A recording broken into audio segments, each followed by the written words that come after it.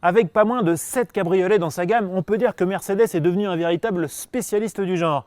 Dernière addition, 7 Classe E, qui vient compléter une offre déjà riche d'une berline, d'un break et d'un coupé. L'embarras du choix.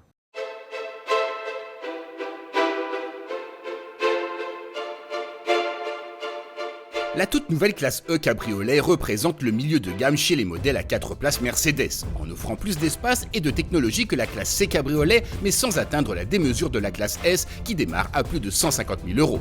Plus modestement, la classe E affiche un premier prix à 59 550 €.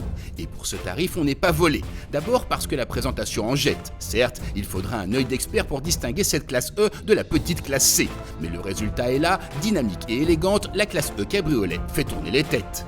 Dans l'habitacle, c'est idem, la finition de haut vol le dispute à la douceur du cuir, tandis que l'équipement est sans faille. Les plus technophiles seront ravis par la finition haute fascination de notre modèle d'essai, qui ajoute notamment une impressionnante instrumentation sur écran à cristaux liquides ou encore une sono Burmester comptant 13 haut-parleurs et 590 watts.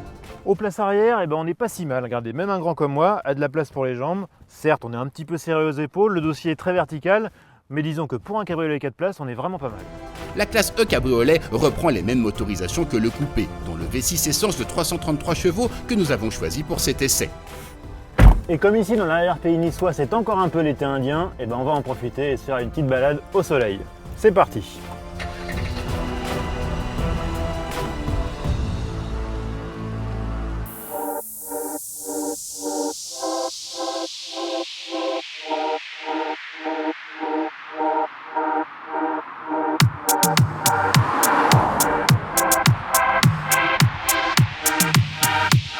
Chez Mercedes, on a toujours soigné le confort des cabriolets en mettant les passagers à l'abri de tous les petits désagréments liés à la conduite à ciel ouvert. De ce côté-là, la classe E cabriolet ne fait pas exception. Et c'est vraiment un cabriolet de luxe. Sur ce modèle d'essai, on a plein d'équipements. On a bien sûr les sièges chauffants et ventilés. Les accoudoirs sont chauffants également. Ici, on a un petit chauffe-nuque pour les débuts de l'hiver, les matinées un peu fraîches. Et puis surtout, on a ce système-là qui s'appelle l'AirCap. C'est un déflecteur qui permet de mettre à l'abri les passagers avant comme arrière des remous aérodynamiques. Et ça marche plutôt bien. Tous ces équipements permettent de profiter de son cabriolet tout au long de l'année, y compris lors des frimas hivernaux. Bien entendu, la capote a bénéficié des mêmes attentions. Alors la capote est évidemment entièrement automatique et sa manipulation réclame à peu près une vingtaine de secondes.